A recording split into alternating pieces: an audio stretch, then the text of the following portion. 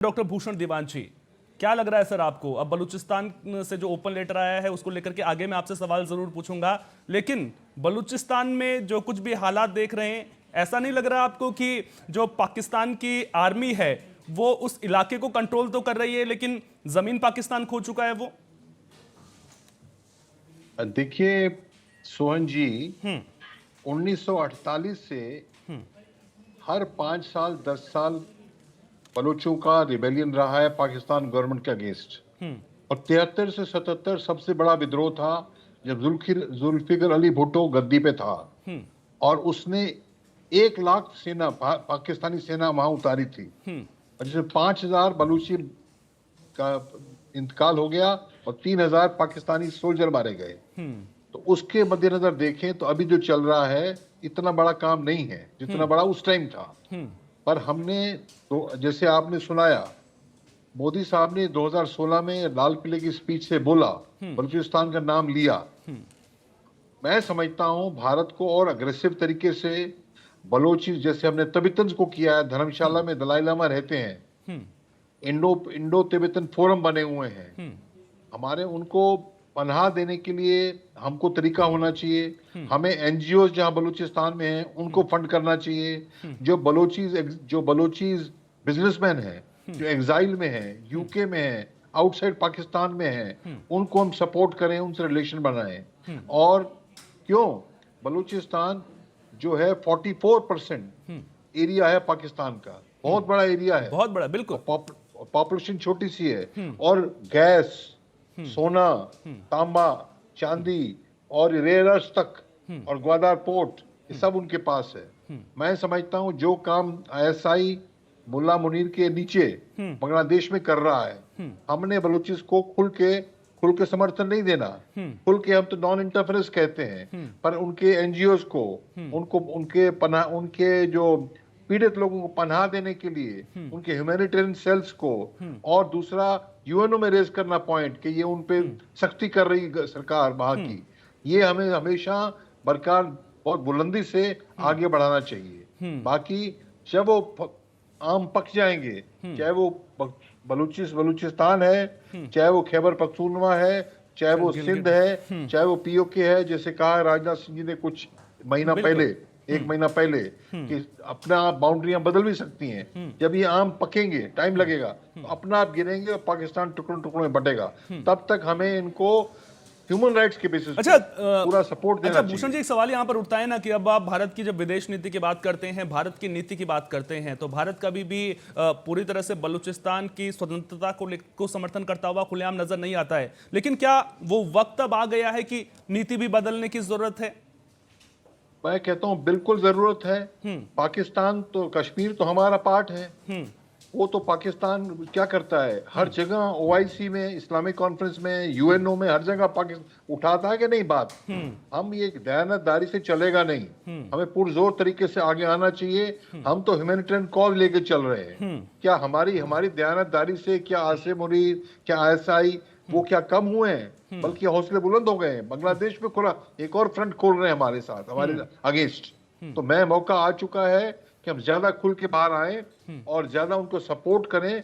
जब वो खुद, हमने कुछ नहीं, नॉन इंटरफेरेंस है, हम तो ह्यूमन राइट्स की बात पे कर रहे हैं। एक और बड़ी बात, अभी देखिए क्वाड की बात हो रही है। अब क्वाड कितना एक्टिव दोबारा होता है मैं नहीं जानता। क्वाड में तो आपको पता है यूएसए, इंडिया, जापान, ऑस्ट्रेलिया। अब क्वाड के अंदर भी हम ये बात रेज करें कि चीन का बीआरआई वो घेर रहा है दुनिया को। चीन तो सीपीसी की वजह से बलूचिस्तान में आ रहा है। और अभी ग्वादर में जो है, ग्वादर तो जमीन किसकी है? बलूचिस की है, पाकिस्तान के अंदर की है, बलूचिस की। उनको घुसने नहीं देते वहां पे, और हमारे लिए बहुत खतरा है। क्वाड में, बिम्स्टेक क्या है? वो भी साउथ एशिया का है, जैसे पहले सार्क तो हट गया, अभी बांग्लादेश बिम्स्टेक है। हर जगह में रेस करना चाहिए कि एशियन धरती पे चाइना आके खुराफात कर रहा है। एशियन मूल के लोग, हमारे इंडियन, साउथ एशियन मूल के लोग, उनको तकलीफ दी जा रही है। मैं समझता हूं समय आ गया है। पाकिस्तान ने तो कोई कसर नहीं छोड़ी अपने कश्मीर को अपना बताने में, या छुप के या खुल के या इस टर्की के साथ मिलके, किसी के साथ भी। हमें भी ये काम खुल के करना चाहिए। इंटरफेरेंस हम नहीं कर रहे। अभी भी भुट्टो ने क्या कहा था 73 से 77 में 1 लाख फौज उतारी थी पाकिस्तानी आर्मी बलोचिस पे अत्याचार कर रही है और तब से हजारों लोग मरे हैं। तो वो क्या हमेशा कहते हैं, हमेशा कहते हैं ये तो भारत का किया हुआ है, ये भारत का उकसाया हुआ है। जब कहते ही हैं आप और हम करें भी ना, ये तो गलत चीज है। तो होना चाहिए, जोर शोर से होना चाहिए, समय आ चुका है। बिल्कुल, जब बात ह्यूमन राइट्स की आती है, मानवाधिकारों की आती है, तो किस तरह से पाकिस्तान रोना रोता हुआ नजर आता है। तो भारत को भी उस मोर्चे पर आवाज जो है वो बुलंद करने की जरूरत है, आप बता रहे हैं। अब अजय जी से भी मैं सवाल ले लेता हूं। अजय जी, अब क्या वाकई में आपको भी लगता है कि खुलकर सामने आने का वक्त आ चुका है? साथ ही साथ में जो ओपन लेटर बलूचिस्तान की ओर से विदेश मंत्री एस जयशंकर को लिखा गया है, उसके मायने क्या हैं और भारत को इसे किस तरह से देखना चाहिए, नजरिया क्या होना चाहिए? देखिए, ये एक बहुत ही बड़ा कूटनीतिक स्टेप है। मैं इसको दूसरी तरीके से देखता हूँ। मैं बलूचिस्तान के या कायनात जो उसकी हिस्ट्री है 18 से लेकर ब्रिटिश बलूचिस्तान तक या उस तक जिस तरह से है करीम खान तक, वहाँ तक आते आते फिर चाहे फिर वो जुल्फिकार अली भुट्टो का मामला हो या अलग चीज़ें हो, किस तरीके से क्या क्या हुआ बलूचिस्तान के साथ में, किस तरह से उन्होंने लड़ाइयाँ लड़ी और किस तरीके से एक वन यूनिट के रूप में पाकिस्तान जो है बलूचिस्तान को और ब्रिटिश बलूचिस्तान को अपने साथ मिलाना चाहता था, उसको लेके हुए हुआ। तो हम जो और वो लड़ाइयाँ बलूचिस्तान लगातार लड़ता चला आ रहा है, काफ़ी सालों से लड़ रहा है। और ये वही पाकिस्तान है जिसने 2 बार बलूचिस्तान को धोखा दिया है। और जब बलूचिस्तान लड़ रहा था तो कुरान की कसम खाकर नीचे बुलाया, फिर अरेस्ट कर लिया, जेल में डाला, किसी को डेथ दे दी। ये कहीं 2 बार किया है पाकिस्तान ने, इतिहास में बाकायदा रिटर्न है, लिखा हुआ है। हमने जितना पढ़ा समझा है बलूचिस्तान में आखिरकार क्या हुआ।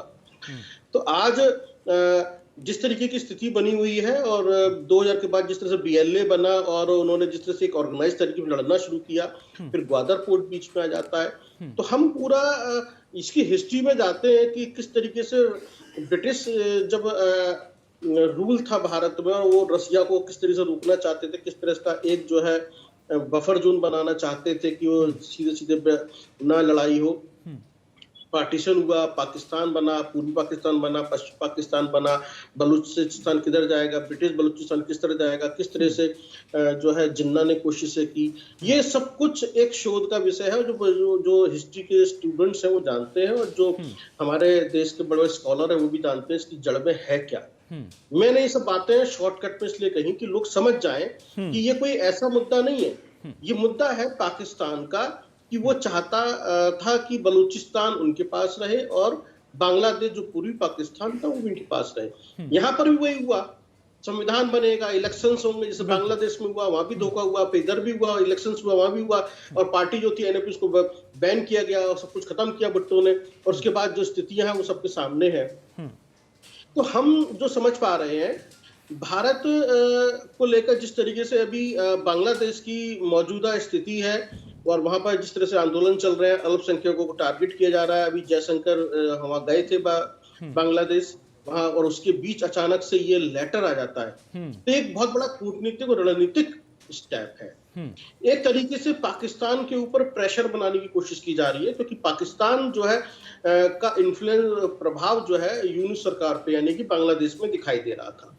तो हम ये कहें कि जहां हम ये सोच रहे थे कि एक फ्रंट खुल जाएगा यदि हमने सीधे सीधे बांग्लादेश से कुछ बातचीत की है, लड़ाई की तरफ गए, तो एक तरीके से वहां से बैक से पीछे से फ्रंट खुलने की बात आ गई। यदि बलूचिस्तान ने एक चेतावनी जारी की है डिप्लोमेटिक तरीके से, अगर आप ऐसा करते हैं तो हम तो ऐसा कर सकते हैं और भारत से मदद मांगेंगे और भारत यदि मदद के लिए आता है तो पाकिस्तान के लिए एक फ्रंट खुल जाएगा कि वो बांग्लादेश को सपोर्ट करे या बलूचिस्तान को संभाले, जिसके साथ वो लगभग 75-76 साल से लड़ रहा है, 1948 से लगातार लड़ रहा है, उससे पहले से लड़ता चला आ रहा है कि हम कैसे इसको मैनेज करेंगे। वो उनके लिए सबसे बड़ा सरदर्द है। यानी कि बांग्लादेश वाले मुद्दे से थोड़ा सा इधर पीछे हटेगा पाकिस्तान, ये है। और चाइना को लेकर जिस तरीके से फ्रंट की बात हो रही है और हम ये कहें कि ग्वादर पोर्ट जो जिससे खफा है, काफी नाराज है और उसकी पूरी स्ट्रेटेजी है कि भारत को कितना नुकसान है उसको लेकर, उसने एक याद दिलाने की कोशिश की है कि अगर आप ऐसा नहीं करते तो आपको भी नुकसान है, तो डील करने की कोशिश हो रही है। तो हमें जो लगता है कि ये एक अलग तरीके की एक स्ट्रेटेजी है और ये चाइना के ऊपर भी प्रेशर बनेगा इसकी वजह से और एक पाकिस्तान के ऊपर भी प्रेशर बनेगा, और जो बांग्लादेश को लेकर जिस तरीके से प्रेशर भारत के ऊपर बन रहा था और यहाँ पर जो प्रदर्शन हो रहे थे, सारी चीजें हो रही थी, उसके ऊपर थोड़ा सा एक मरहम लगाने का ये काम कर रहा है ये लेटर।